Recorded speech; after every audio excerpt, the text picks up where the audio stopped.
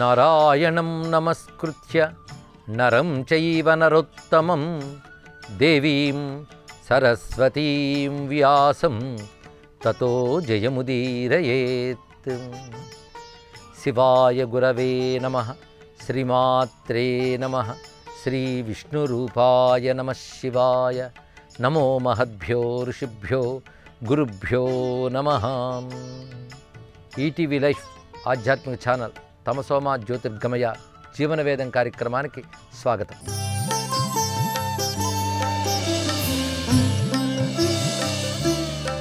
ధర్మము జ్ఞానము ఈ రెండిటి గురించి తెలుసుకుంటేనే మనం ఆచరించగలం. అయితే ధర్మజ్ఞానాలు ఎలా తెలుస్తాయి? ఇది పెద్ద ప్రశ్న. ధర్మజ్ఞానం తెలియజేసే వాటినే శాస్త్రము అంటారు. ఇక్కడ ధర్మము అంటే ఎలా నడవాలి, ఎలా నడవకూడదో చెప్పేటువంటి విషయములు. జ్ఞానము అంటే ఈ విశ్వం ఏమిటి, నేనెవరు, ఈ భగవంతుడెవరు, పరమాత్మ ఎవరు, ఇలాంటి విషయంపై కలిగిన అవగాహన జ్ఞానం అంటారు. ఇది ధర్మము తెలియాలి, జ్ఞానము తెలియాలి. ధర్మంగా జీవించాలి, జ్ఞానాన్ని తెలుసుకోవాలి. జ్ఞానం తెలుసుకుంటూ ధర్మంగా జీవించిన వాళ్ళు జ్ఞానం యొక్క పరమార్థమైన జీవిత పరమార్థాన్ని పొందగలరు. పరమార్థం అంటే మోక్షము అని అర్థం. దాన్ని పొందగలరు. అయితే శాస్త్రముల ద్వారానే ధర్మం తెలుస్తుంది, మరొక అవకాశం లేదు. అందుకే ధర్మం గురించి కానీ, భగవంతుడి గురించి కానీ, జీవుడి గురించి కానీ తెలియజేసేది శాస్త్రమే. ఆ కారణం చేతనే మనకి బ్రహ్మసూత్రాల్లో శాస్త్రయోనిత్వాత్ ఒక మాట అన్నారు. అంటే శాస్త్రములు ద్వారానే భగవంతుని తెలుసుకోవాలి. శాస్త్రములు కారణమవుతాయి భగవంతుడి గురించి కానీ, ధర్మం గురించి కానీ అని విషయం మనకి ఇక్కడ. అయితే కేవలం శాస్త్రం ద్వారా తెలుసుకుంటామంటే శాస్త్రాలు ఎన్ని చదువుకుంటే మన ధర్మాన్ని ఆచరించగలం? శాస్త్రాలు అందరికీ తెలుస్తాయా? కాబట్టి ఇంకేదైనా మనకు ఆధారం ఉన్నదా అని ప్రశ్న వేస్తే అద్భుతమైన రెండవ సమాధానం చెప్తున్నారు. శిష్టులు అన్నారు ఇక్కడ. అంటే శాస్త్రం ఒకటి, శిష్టులు ఒకటి. ఈ శిష్టుల్ని మనం ప్రమాణంగా తీసుకుంటే ధర్మము జ్ఞానము రెండూ తెలుస్తాయి. వాళ్ళని అనుసరించి ధర్మాన్ని మనం ఆచరించగలము అన్నారు ఇక్కడ. శిష్టులు, దీన్ని శిష్టాచారము అంటారు. ఇప్పుడు ధర్మానికి జ్ఞానానికి ఆధారములు రెండు కనబడుతున్నాయి. ఒకటి శాస్త్రము, రెండవది శిష్టాచారము. శిష్టాచారం అంటే శిష్టులైన వారు నడిచే పద్ధతి శిష్టాచారం. వాళ్ళ ద్వారా మనం తెలుసుకోవాలి. అంటే అన్ని పుస్తకాల ద్వారా తెలుసుకుంటామని కాదు, కొందరిని చూసి మనం నేర్చుకుంటాం. ఎవరిని చూసి నేర్చుకోవాలని కూడా తెలియాలి. మనంతర మనమే వీళ్ళు గొప్పవారిని నిర్ణయించేసుకుని వాళ్ళని అనుసరించి వెళ్ళిపోవడం కాదు. గొప్పవారికి కొన్ని లక్షణాలు ఉంటాయి. ఆ లక్షణాలు ఉన్నవారిని శిష్టులు అంటారు ఇక్కడ. ఆ శిష్టులు ఎలా ఉంటారో శాస్త్రం చెప్తోంది. మళ్ళీ శాస్త్రమే చెప్తోంది ఆ విషయాన్ని. శిష్టులు ఎలా ఉంటారో శాస్త్రం చెప్తోంది కనుక శిష్టుల్ని అనుసరిస్తూ వెళ్తూ ఉండాలి. ఎందుకు శిష్టాచారం కావాలందుకు కూడా మనం ఆలోచించాలి. కొన్ని ధర్మములు ఉంటాయి, అవి పాటిస్తూ జీవితంలో వెళ్తుంటాం. ఒక్కొక్కప్పుడు పాటించడానికి అవకాశం లేని పరిస్థితి ఎదురవుతుంది.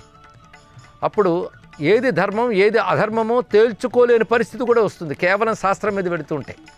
అప్పుడు ఏది ధర్మం నిర్ణయించాలన్నా, ఆ వచ్చిన సమస్యని పరిష్కరించాలన్నా మనకి కావలసింది శిష్టులే. వాళ్ళు ఏ విధంగా ధర్మాన్ని నిర్వహించారో తెలిస్తే మనం కూడా సరైన పరిష్కారం తెలుసుకోగలం. అందుకే శాస్త్రాచారం శిష్టాచారం అని రెండు ఉంటాయి. శాస్త్రంలో చెప్పిన శాస్త్రాచారం, శిష్టులు అంటే పవిత్రమైన మహాత్ములు నడిచేది శిష్టాచారం. ఈ రెండు ప్రమాణాలతో మన ధర్మాన్ని తెలుసుకోవాలి కనుక శిష్టులు ఎలా ఉంటారో ముందు మనం పోల్చుకోగలగాలి. ఈ లక్షణాలు ఉన్న వాళ్ళని శిష్టులు అంటారు. మానవుడు చేయవలసింది శిష్టులతో సాంగత్యము. శిష్టులు దుష్టులు అని ఇద్దరు ఉంటారు. అంటే శిష్టులకి వ్యతిరేకమే దుష్టులు, దుష్టులు కానివారు శిష్టులు.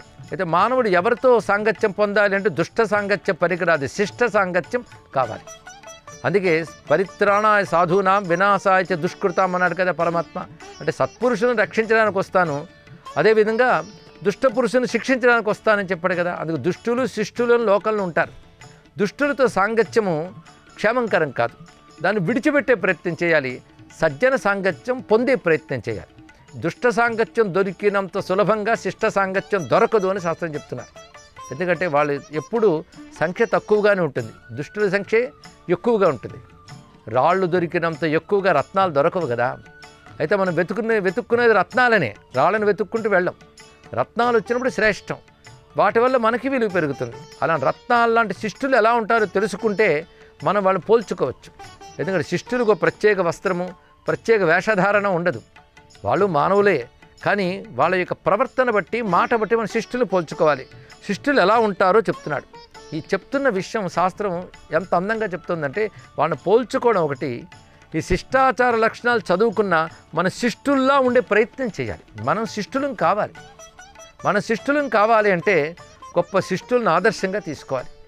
లోకంలో గొప్ప సంగీతకారుడు ఉంటే వాడు సంగీత శాస్త్రం ఎంత చదువుతాడో, సంగీత శాస్త్రంలో గొప్పవారిని అంత పరిశీలిస్తాడు, వాళ్ళ యొక్క అధ్యయనాన్ని గమనిస్తాడు, వాళ్ళని అనుసరిస్తాడు. అప్పుడు ఇతడు గొప్ప సంగీతకారుడు కాగలడు.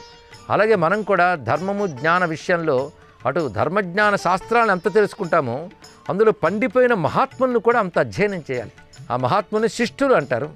వారు ఏ విధంగా ఉంటారు అంటే శిష్టుల్లో జీవిత విధానంలో యజ్ఞం, దానం, తపస్సు, శాస్త్రాధ్యయనం, సత్యం చెప్పడం, ఈ 5 లక్షణాలు ప్రధానంగా ఉంటాయి అని చెప్తున్నారు ఇక్కడ.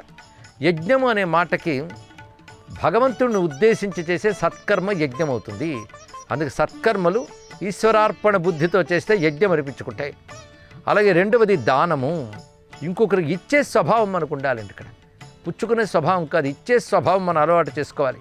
మూడవది తపస్సు, తపస్సు అంటే నియమబద్ధంగా జీవించడం.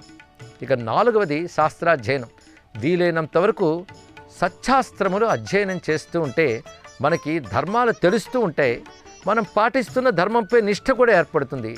ఇక 4వది సత్యాన్ని పలకడం, సత్యంగా జీవించడం. ఈ లక్షణాలు ఉన్న వాళ్ళని శిష్టులు అంటారు. అందుకే శిష్టుల దగ్గరికి వెళ్ళినప్పుడు వాళ్ళ శాస్త్రాల్లో ఉన్న అంశములే చెప్తూ ఉంటారు. వాళ్ళు చేసే కర్మలన్నీ కూడా భగవంతుడిని ఉద్దేశించి పవిత్ర కర్మలు ఆచరిస్తూ ఉంటారు. నియమబద్ధంగా ఉంటారు కనుక తపస్సు వారి దగ్గర ఉంటుంది. ఇంకొకరికి దానం చేసే స్వభావం కలిగి ఉంటారు, అంతేగాని స్వార్థపరత ఉండదు. ఇలాంటి వారిని శిష్టులు అంటారు సుమా. వారితో సాంగత్యం పొందే ప్రయత్నం చేయాలి. ఈ శిష్టులు వారికి కూడా మనుషులే కదండి, వారికి కోరికలు ఉంటాయి కదా, అప్పుడప్పుడు క్రోధం కూడా ఉంటుంది కదా. అంటే కామక్రోధాలు వారి అధీనంలో ఉంటాయి, అంటే వారి నిగ్రహంలో ఉంటాయి తప్ప వాళ్ళు కామక్రోధాలకు లొంగిపోరు. వారు మానవులు కనుక వారికి కామక్రోధాలు రావచ్చుగాక, కానీ వాడు నిగ్రహించుకుంటారు. ఇది తెలుసుకోవాలి. అసలు క్రోధం రాకుండా, అసలు కామం కలగకుండా ఎవడు ఉండడు. కామక్రోధాలు జీవ లక్షణాలు, జంతు లక్షణాలు. జంతు అంటే పుట్టిన ప్రతివారి యొక్క లక్షణాలు. అయితే వాడు నిగ్రహించుకోవాలి. ఆ నిగ్రహించుకోవడం ఒక పద్ధతి ఏమిటంటే, కామం ధర్మబద్ధమైనప్పుడు, ధర్మబద్ధంగా తీర్చుకున్నప్పుడు దోషం రాదు. కామం అధర్మబద్ధం కాకూడదు, అది తెలుసుకోవాలి. అలాగే క్రోధం కూడా ఒక్కొక్కప్పుడు ధర్మ రక్షణ కోసం క్రోధం చూపించవచ్చు. ధర్మాన్ని రక్షించడం కోసం అధర్మంపై చూపించే క్రోధము దోషం కాదు, అది స్వార్థమై మన కోరిక తీర్చుకోవడం కోసం చూపించే క్రోధమే ప్రమాదం అవుతుంది. అదే కామక్రోధాలు మన అధీనంలో ఉండాలి. కామక్రోధే వశీకృత్వా దంభం, లోభం, అనార్జవం. అదేవిధంగా లోభము, ఆడంబరము తగ్గించుకోవాలి. దంభం అంటే ఆడంబరం. దంభం అనే మాటకు మాట అర్థం చెప్తుంది భారతం. దంభం అనే మాటకు అర్థం ఏంటంటే ధర్మంగా జీవించకపోయినా ధర్మంగా కనబడాలనే ప్రయత్నం పేరే దంభము అన్నారు. అంటే కొందరు ఆడంబరంగా ధర్మాలు చూపిస్తుంటారు, తాము ధర్మం చేస్తున్నట్లుగా ఇతరులు గుర్తించాలని తాపత్రయపడిపోతూ ఉంటారు. దీన్ని దంభము అంటారు. అలాగే లోభం, ఏదో కావాలని వచ్చింది నాకే మిగిలిపోవాలని తాపత్రయపడడం లోభం. అదేవిధంగా అనార్జవం, కపటంగా జీవించడం. ఇవి ఉండవు శిష్టాచారులకి. వాళ్ళు ప్రధానంగా ఎట్టి పరిస్థితులైనా ఆచార పాలనం మీదనే దృష్టి పెట్టి ఉంచుతారు. ఆచార పాలనము అంటే ధర్మాన్ని ఎట్టి పరిస్థితుల్లోని విడవకుండా ఉండడమే. వారు ఎప్పుడు కూడా గురు శుశ్రూషాపరులు ఉంటారు. ఇవన్నీ శిష్టాచార సంపన్న లక్షణం. గురు శుశ్రూషాపరులు, గురు శుశ్రూష అంటే వారు జ్ఞానాన్ని, ధర్మాన్ని పెద్దల దగ్గర నేర్చుకుంటే పెద్దల్ని సేవిస్తుంటారు. వాళ్ళని చూసి మనం నేర్చుకుని ఆ విధమైన ప్రవర్తన అలవాటు చేసుకోవాలి. అలాగే సత్యంతో ఉంటారు, అక్రోధులై ఉంటారు, అంటే క్రోధాదులు లేకుండా ఉంటాయి, వీటితో కూడి ఉంటారు. ఇవి శిష్టాచారేషు నిత్యదా, ఎల్లవేళలా శిష్టాచారుల్లో ఉంటాయి సుమా. అందుకే మానవుడు ఎట్టి పరిస్థితుల్లో శిష్టాచారులను దృష్టిలో పెట్టుకోవాలి. అంతేగాని భోగాలు అనుభవించేవాళ్ళు, అధర్మాలు చేసేవాళ్ళు, వాళ్ళ గురించి ఆలోచిస్తూ అక్రమంగా సంపాదించేవాళ్ళు, అవినీతిపరులు, వాళ్ళ గురించే చింతన చేస్తూ ఉంటే ఆ లక్షణాలే వస్తూ ఉంటాయి. అదే కానీ శిష్టాచార సంపన్నుల గురించి ఆలోచిస్తూ వాళ్ళతో సాంగత్యం పెట్టుకుంటూ ఉంటే ఆ శిష్ట లక్షణాలు మనకు సంక్రమిస్తాయి. కనుక మనం ఎవరితో కలిసి జీవిస్తున్నాం, ఎవరిని ఆదర్శంగా తీసుకుంటున్నాం, ఎవరిలా ఉంటే బాగుంటుంది అనుకుంటున్నామో ముందు నిర్ణయించుకోవాలి. దాన్ని బట్టి మన జీవన సరళి ఆధారపడి ఉంటుంది. అందుకే మనకు ఎప్పుడు కూడా శిష్ట సాంగత్యం ఉండాలి. శిష్ట సాంగత్యం అంటే సత్పురుషులతో కలిసి జీవించడం ఒకటి, సత్పురుషుల గురించి ఆలోచిస్తూ వాళ్ళని అధ్యయనం చేయడం ఒకటి, అది కూడా సాంగత్యమే. అంటే మనస్సు దేనితో అంటుకుంటుందో అదే సాంగత్యం. వ్యక్తితోనే కలిసి ఉండాలని కాదు, వ్యక్తిత్వంతో కలిసి ఉండడం కూడా గొప్ప విషయమే. అంటే వ్యక్తి యొక్క గొప్ప లక్షణాలే వ్యక్తిత్వం. ఆ వ్యక్తిత్వాన్ని ఎప్పటికప్పుడు స్టడీ చేయాలి. అందుకే పెద్దలు ఒక మాట చెప్తూ ఉంటారు, మహాత్ముల చరిత్రలు చదువుతూ ఉండిన ఆయన అంటారు ఇక్కడ. ఎందుకంటే ధర్మజ్ఞానాలు ఎన్ని చెప్పుకున్నా నీతి పాఠాల్లో ఉంటాయి, కానీ వాటిని జీవితంలో అనుష్ఠించిన మహాత్ములు ఉంటారు, వాడిని పుణ్యపురుషులు, మహాపురుషులు అంటారు. అలాంటి వారి చరిత్రలు అధ్యయనం చేయాలి. ఒక రామకృష్ణ పరమహంస, ఒక వివేకానంద, ఒక చంద్రశేఖరేంద్ర సరస్వతి స్వామివారు, ఇలాంటి మహాత్ములు ఉన్నారు, సిద్ధపురుషులు, ఒక రమణ మహర్షి. అలాంటి వారి జీవితాలను మనం అధ్యయనం చేస్తూ ఉంటే మనకు ఒక స్ఫూర్తి వస్తుంది.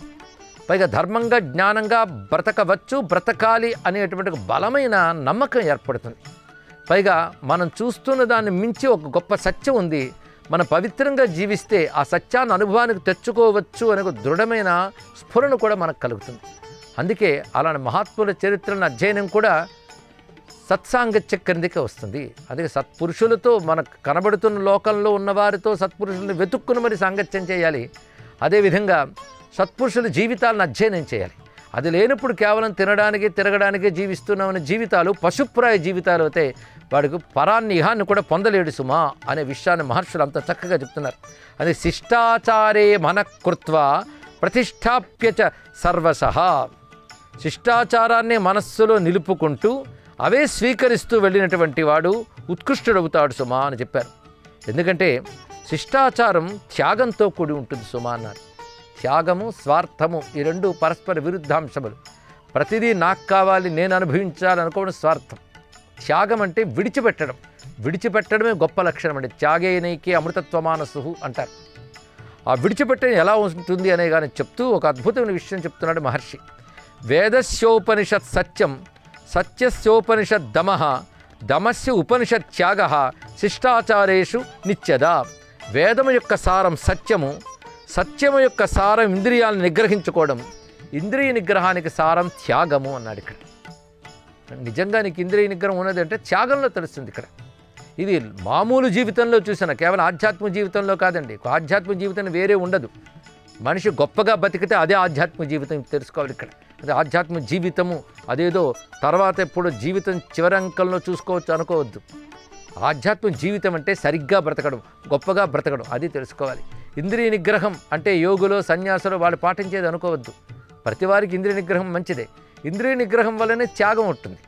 ఉదాహరణకు ఒక అనారోగ్యంలో కూడా ఉంటాడు, వాడికి ఒక పదార్థం తినవద్దని వైద్యుడు చెప్తాడు, కానీ వీడి నాలిక రుచితో తినాలని ఆశ చూపిస్తూ ఉంటుంది. దానికి ఆధ్యాత్మికత అక్కర్లే. ఇంద్రియ నిగ్రహం ఒకటి అలవాటు చేసుకుంటే వాడు తినాలని అనిపించినా తినకుండా ఉన్నాడు అనుకోండి, ఇది వాడికి ఆరోగ్యం కలిగిస్తుందా లేదా? అప్పుడు తినాలని అనిపించడం లోభం అవుతుంది లేదా స్వార్థం అవుతుంది. అనిపించినప్పటికీ విడిచిపెట్టడం త్యాగం అవుతుంది. అందుకే ఇంద్రియ నిగ్రహానికి సారం త్యాగం అని చెప్పారు. ఈ త్యాగం శిష్టుల ఆచారంలో ఉంటుంది. ఇంతవరకు శిష్టుల లక్షణాలు చెప్తున్నారు. ఇలా ఉన్నవాళ్ళని శిష్టులు ఉంటారు.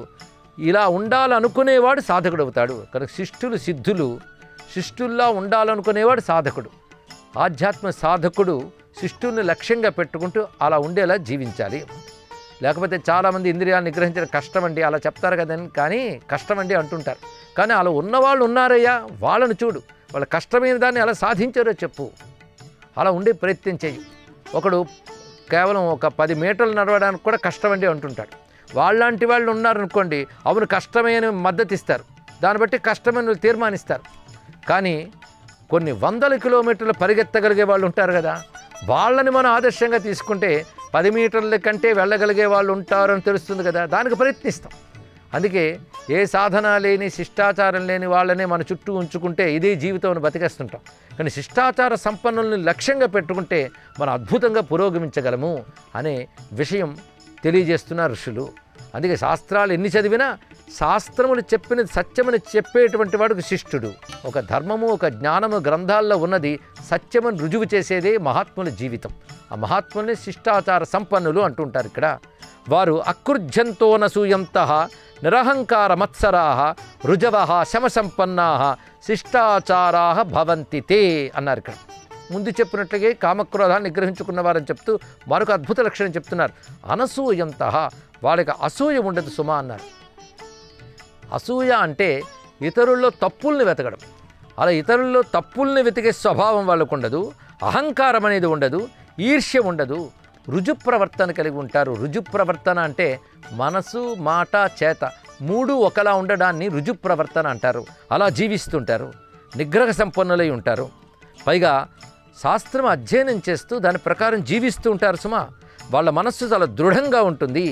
ఇలాంటి వారిని శిష్టాచారులు అంటూ ఉంటారు. వారు సత్కర్మలు ఆచరిస్తుంటారు. ఆచరించేటప్పుడు ఈ సత్కర్మల వల్ల ఏదో ఫలితం వస్తుందని కాకుండా నిష్కామంగా ఆచరిస్తారు. మానవుడు తన చిత్తంలో పేరుకుపోయిన పాపం పోవాలంటే పరిష్కారం ఒక్కటే సుమా, నిష్కామంగా సత్కర్మను ఆచరించడమే. ఇది తెలుసుకోవాలండి. ఇక్కడ సకామంగా ఆచరిస్తే కోరికలు నెరవేర్చు, మళ్ళీ దుఃఖాలు వస్తాయి, ఎందుకంటే పాపం పోలేదు కదా. అయితే సత్కర్మను నిష్కామంగా ఆచరిస్తే పాపం పోతుంది, ఇది తెలుసుకోవాలి.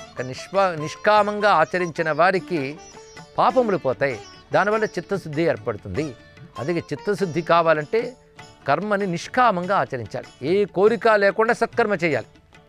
ఎందుకంటే ఏ కోరిక లేకపోతే సత్కర్మ చేస్తారు, దుష్కర్మ ఎలాగూ చేయరు. దుష్కర్మ చేశారంటే ఏదో కోరికతోనే చేస్తాడు. నిష్కామంగా చేయంటే సత్కర్మనే చేస్తాడు. అయితే ఏ కోరిక లేకుండా సత్కర్మ చేయడం కష్టం కదండి అంటే ఆ సమయంలో భగవంతుని దృష్టిలో పెట్టుకున్నారు ఇక్కడ. అందుకే ఈశ్వరార్థం కర్మ అని గొప్ప మాట ఒకటి ప్రవేశించింది ఇక్కడే. అంటే పరమేశ్వరుని దృష్టిలో పెట్టుకుని సత్కర్మ చేయాలి.